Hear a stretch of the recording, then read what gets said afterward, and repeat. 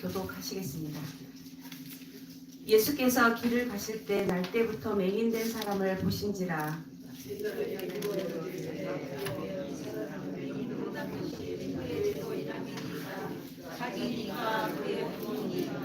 예수께서 대답하시되 이 사람이나 그 부모의 죄로 인한 것이 아니라 그에게서 하나님이 하시는 일을 나타내고자 하시니라.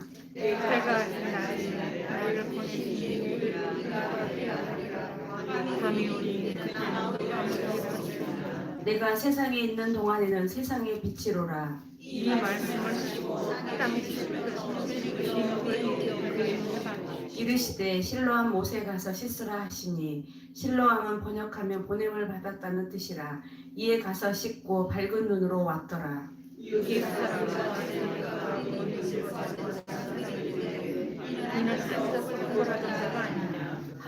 어떤 사람은 그 사람이라 하며 어떤 사람은 아니라 그와 비슷하다 하거늘 자기 말은 내가 그러하니 대답하되 예수라 하는 그 사람이 진흙을 이겨 내 눈에 바르고 나더러 실로암에 가서 씻으라 하기에 가서 씻었더니 보게 되었노라. 그들이 이르되 그가 어디 있느냐 이르되 알지 못하노라 하니라. 아멘. 아멘. 오늘 하나님이 우리에게 주시는 말씀은 기적과 감동을 경험하는 삶입니다. 자, 우리가 인생을 살면서 겪게 되는 고난은 세 가지로 분류될 수 있습니다. 베드로전서 2장 19절 20절 말씀이 그 세 가지 고난에 대해서 잘 설명하고 있습니다. 첫 번째는 아무 근거도 없이 억울하게 당하는 고난입니다.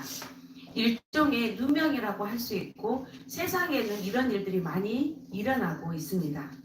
두 번째로는 죄로 인한 고난입니다. 잘못을 저질러서 받는 벌이 이것에 해당합니다.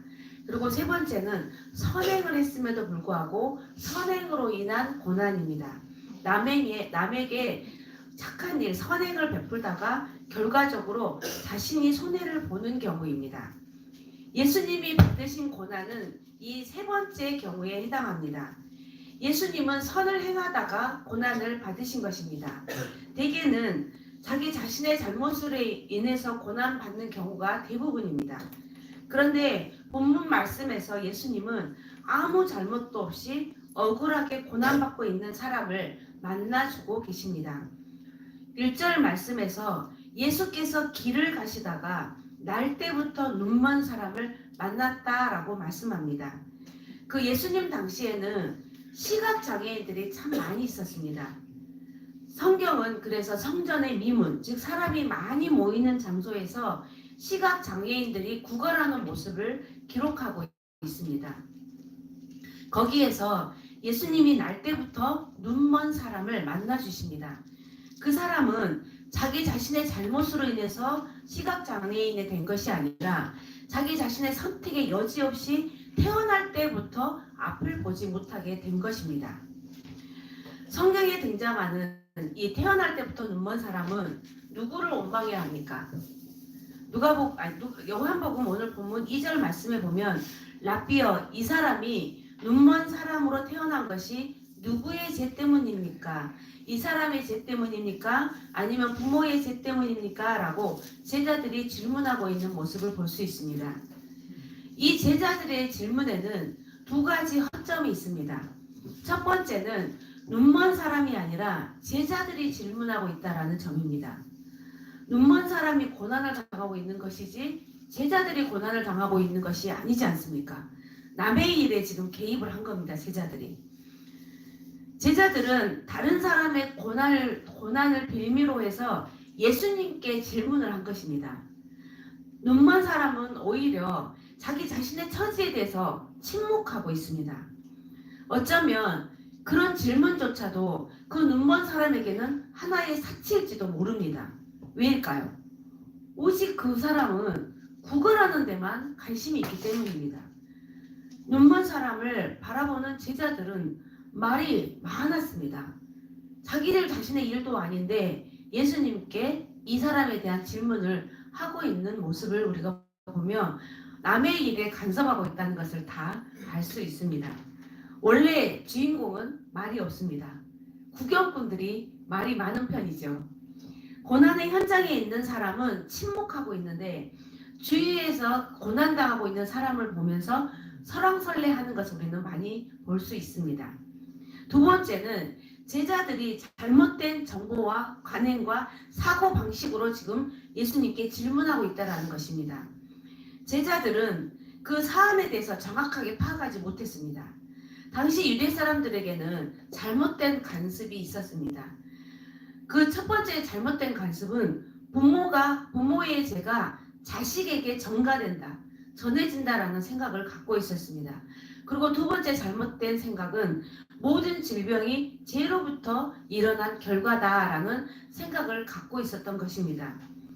당시에 그 대부분의 사람들은 자기 자신이 죄를 지었거나 조상들이 죄를 지었기 때문에 질병에 걸린 것이다 라고 여기고 살았다는 것입니다.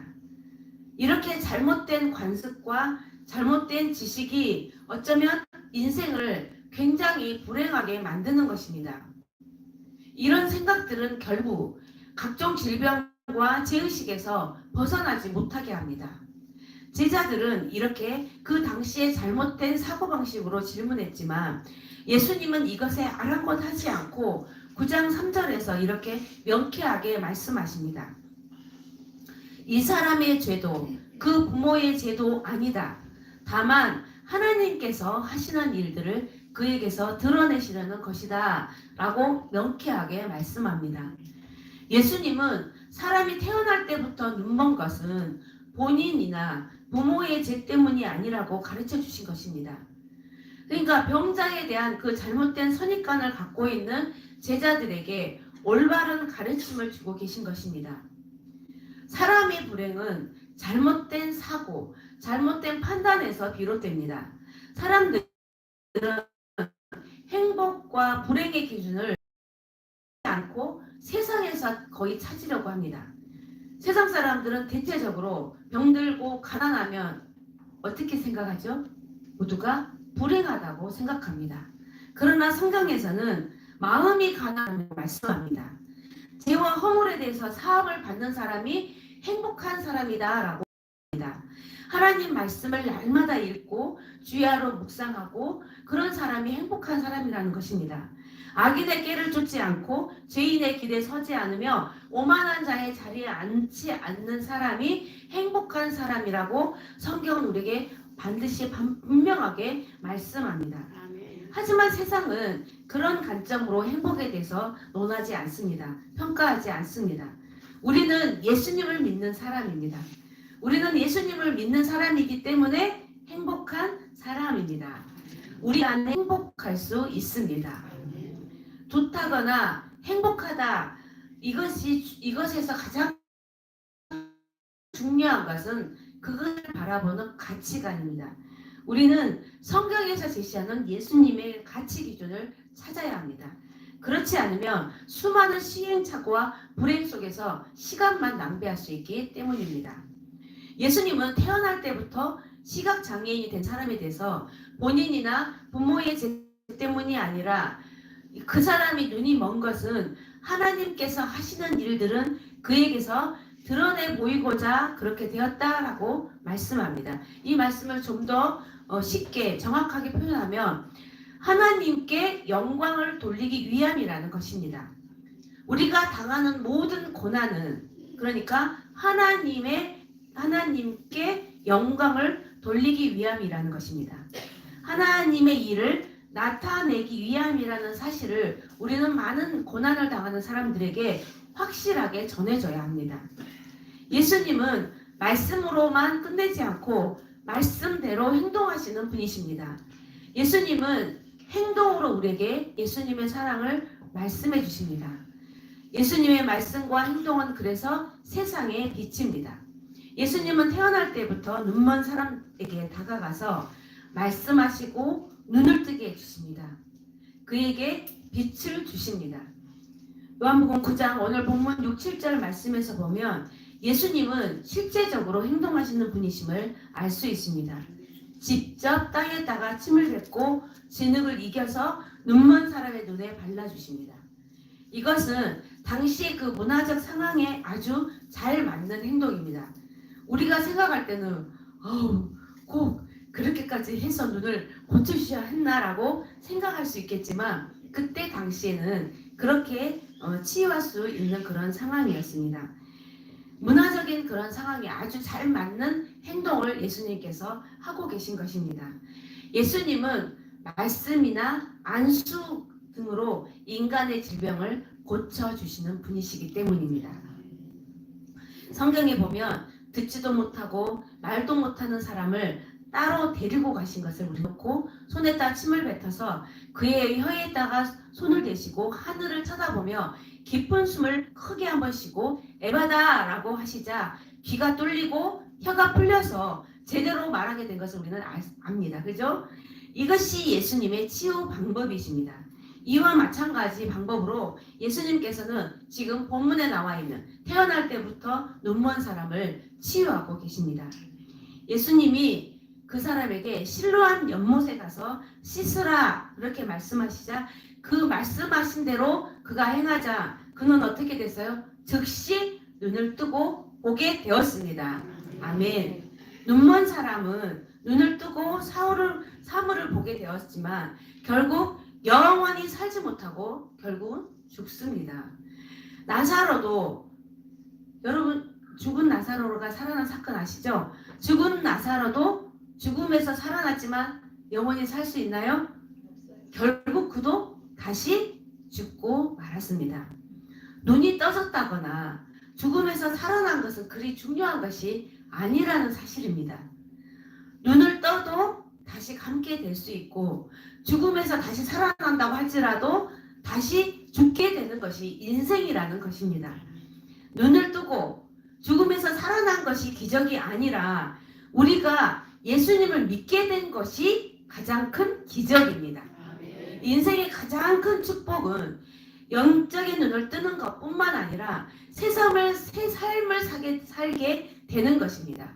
그러니까 하나님이 우리 인생 가운데 찾아와 주셔서 우리의 인생에 개입하게 된 것이 그것이 기적입니다.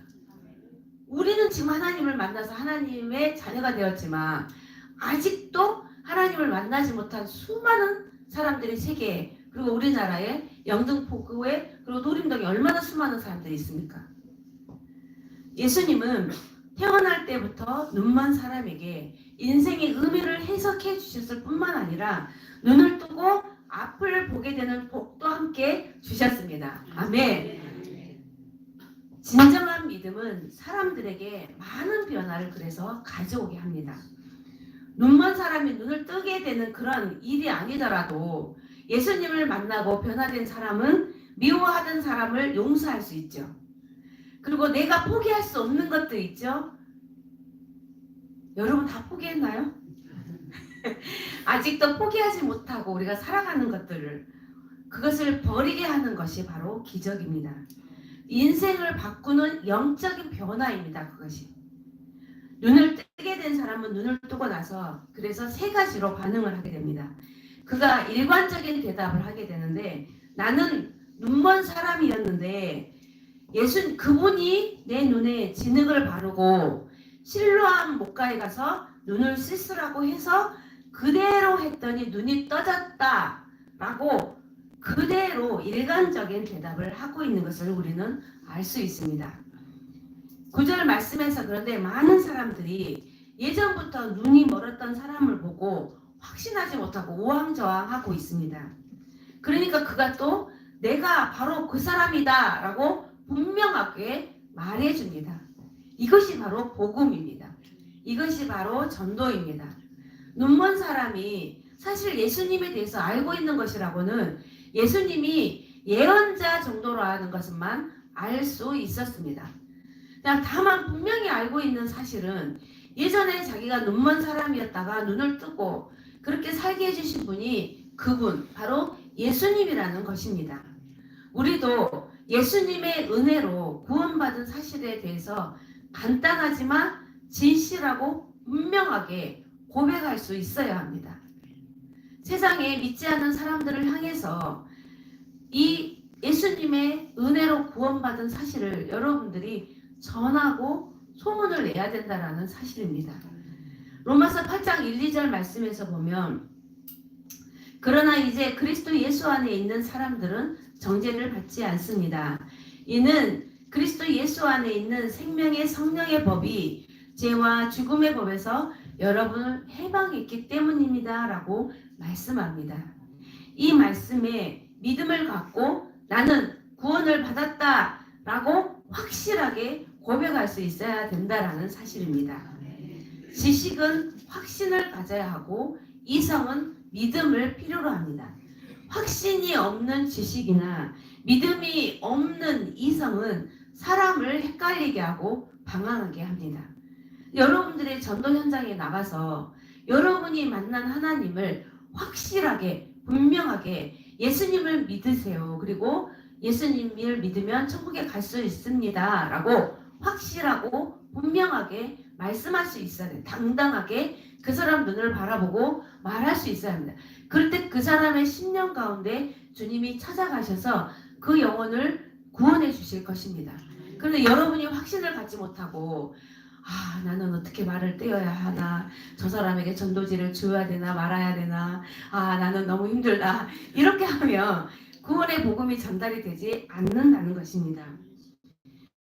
바리새파 사람들은 눈을 뜨게 된 사람의 말을 믿을 수 없다고 말하면서 그 눈을 뜨게 된 그 사람의 부모를 불러옵니다.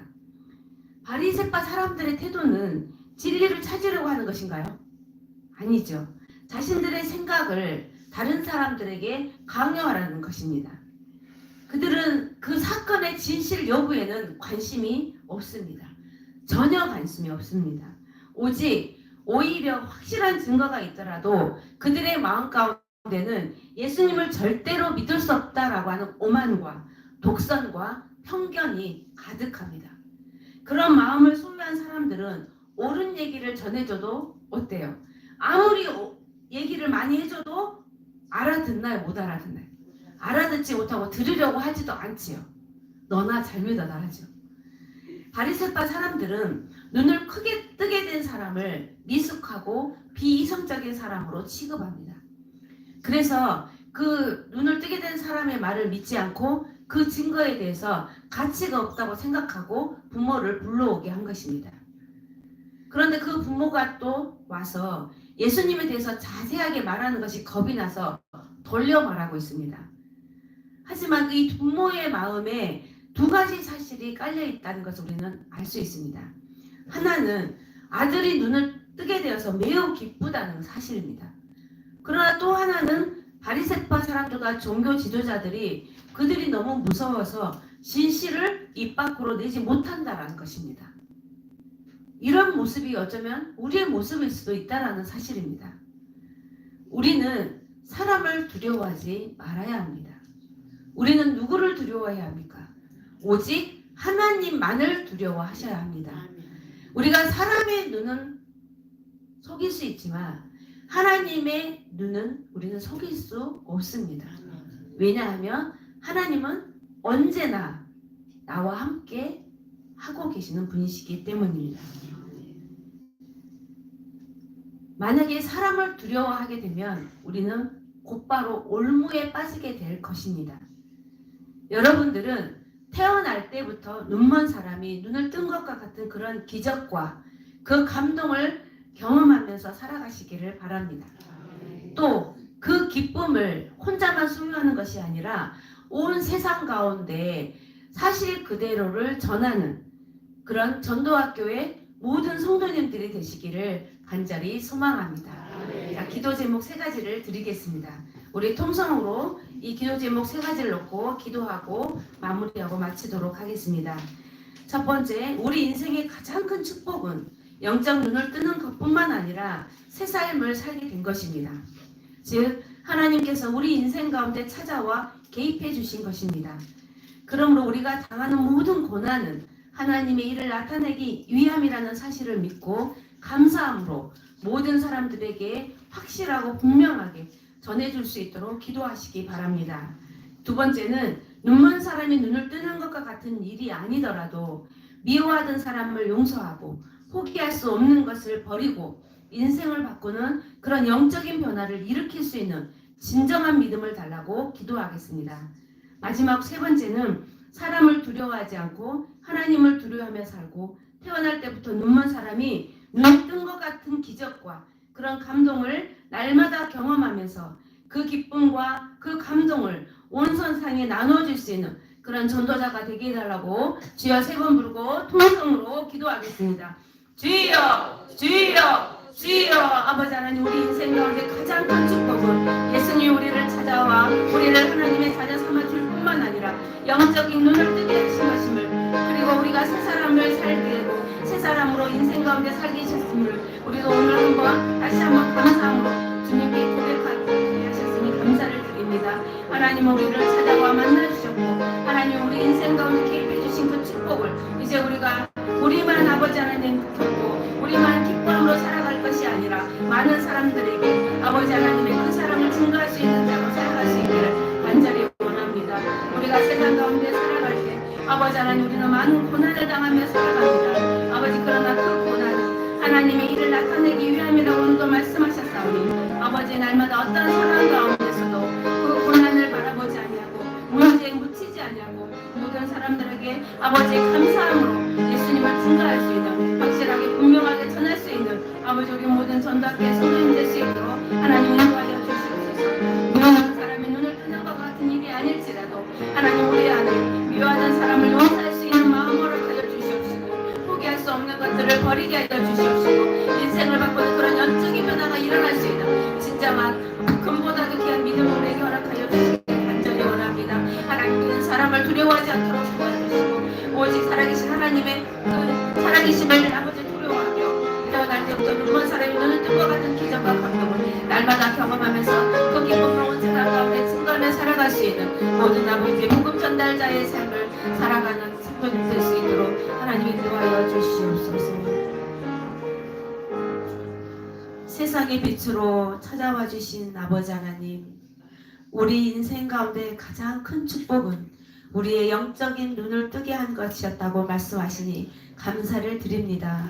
영적인 눈을 뜨게 해주셨을 뿐만 아니라 새로운 삶을 살게 해주셨으니 참으로 감사드립니다.